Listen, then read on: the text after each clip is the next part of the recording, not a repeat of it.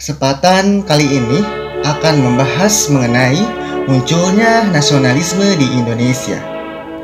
Suatu negara pasti membutuhkan yang namanya nasionalisme, terutama nasionalisme itu harus ada dalam diri dari suatu rakyat di dalam negara, supaya negara tersebut selalu kokoh dalam keutuhannya.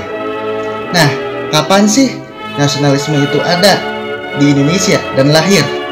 Nah, nasionalisme di Indonesia itu lahir ketika zaman penjajahan, terutama untuk memperjuangkan nasib dari rakyat Indonesia, kemudian akhirnya memunculkan rasa nasionalisme. Nah, bagaimana sih sepak terjang dan bagaimana proses awal munculnya nasionalisme di Indonesia? Nanti selengkapnya akan dibahas. Di abad 20, pemerintahan Belanda dalam bidang ekonomi menerapkan sistem perekonomian secara kapitalisme, didukung juga dengan sistem kebijakan, misalnya sistem tanah pajak, kemudian ada sistem perdagangan, sistem pelayaran, dan juga sistem perkebunan yang dilakukan secara pajak. Nah, kemudian dengan adanya penerapan sistem secara kapitalisme tersebut, membuat negara Belanda tersebut itu menjadi negara yang maju dalam bidang ekonomi. Tetapi rakyat Indonesia mengalami penurunan secara kesejahteraannya. Nah, kondisi ini dikritik oleh tokoh intelektual asal Belanda, yaitu Van de Venter, yang mengkritik bahwasanya pemerintahan Belanda tersebut itu melakukan eksploitasi terhadap tanah jajahan dan juga mendapatkan keuntungan dari tanah jajahan. Maka harus perlunya suatu kebijakan yang bersifat balas budi atau balas moral kepada rakyat Indonesia. Nah, kritikan tersebut itu ditanggapi serius oleh pemerintahan Belanda, terutama bagi Ratu Wilhelmina, yang akhirnya pada waktu itu membuat suatu kebijakan dalam bentuk kebijakan balas budi, yaitu kebijakan politik etis.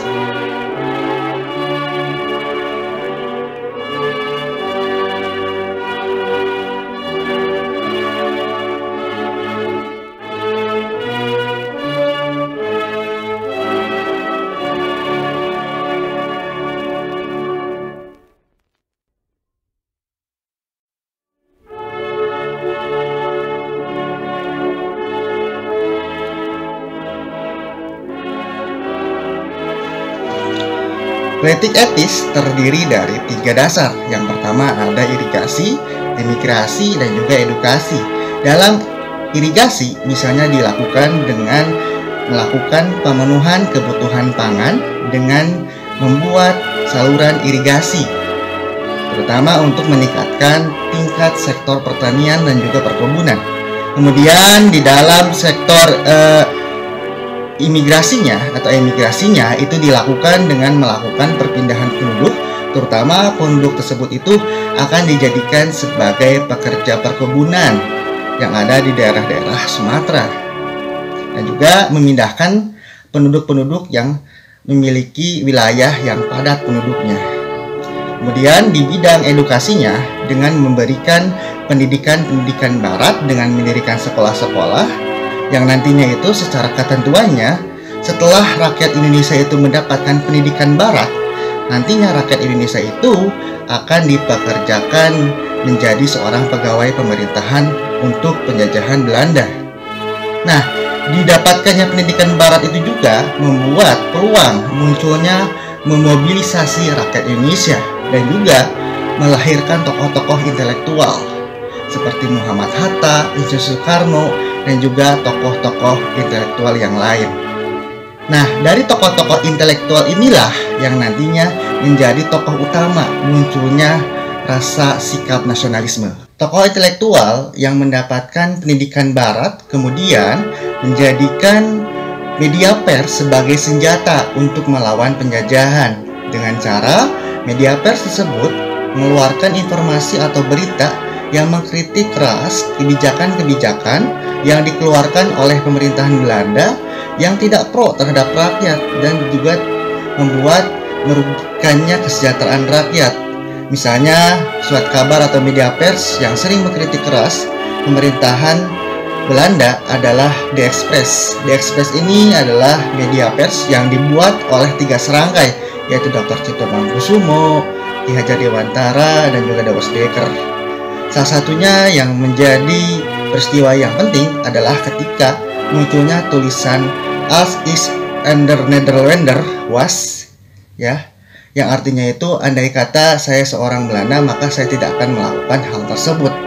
Nah, tulisan ini adalah kritikan kepada pemerintahan Belanda yang selalu melakukan kegiatan perayaan Hari Kemerdekaan di negara Indonesia yang pada waktu itu statusnya itu masih dalam negara jajahan. Jadi tidak etis lah ya melakukan suatu perayaan Hari Kemerdekaan di negara yang masih dijajah.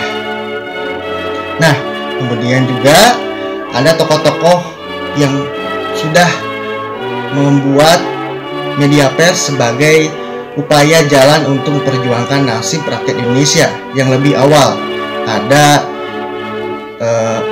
Tutu Adi Suwiryo yang memiliki surat kabar Sunda Berita, dan juga ada Dr. Wahidin Sudirohusodo yang memiliki media pers dari Retno Dumilah. Lewat tulisan yang dibuat oleh Ahmad Ripai, seorang tokoh muda yang pernah sekolah di Belanda, yang mengeluarkan suatu argumen bahwasanya tokoh muda dan tokoh tua harus mendirikan suatu organisasi untuk melawan penjajahan pemerintahan Belanda dan juga memperjuangkan nasib rakyat Indonesia.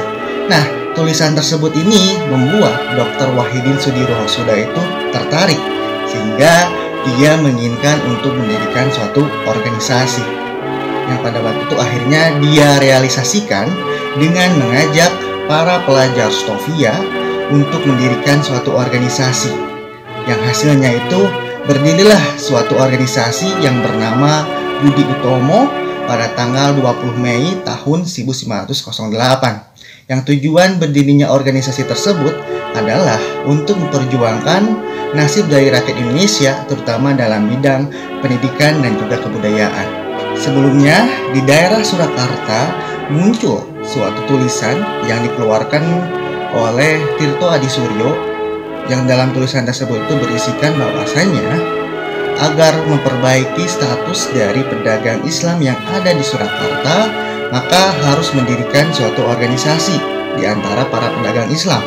Terutama pada waktu itu para pedagang Islam di Surakarta itu kewalahan melawan persaingan melawan para pedagang Cina di Surakarta. Akhirnya ia mendirikan suatu organisasi yang bernama Sarekat Pedagang Islam atau disingkat dengan SDI. Pada perkembangannya nanti, SDI ini akan berganti nama menjadi Sarekat Islam melalui Haji Samanhudi. Mengapa bisa berganti? Karena perkembangan SDI ini melalui sangat berkembang. Karena tidak hanya para pedagang Islam dari Surakarta saja yang bergabung menjadi anggota dari SDI, tetapi orang-orang Islam yang bukan para pedagang juga masuk menjadi anggota SDI sehingga dirubahlah nama dari Sarekat Dagang Islam menjadi Sarekat Islam pada waktu itu.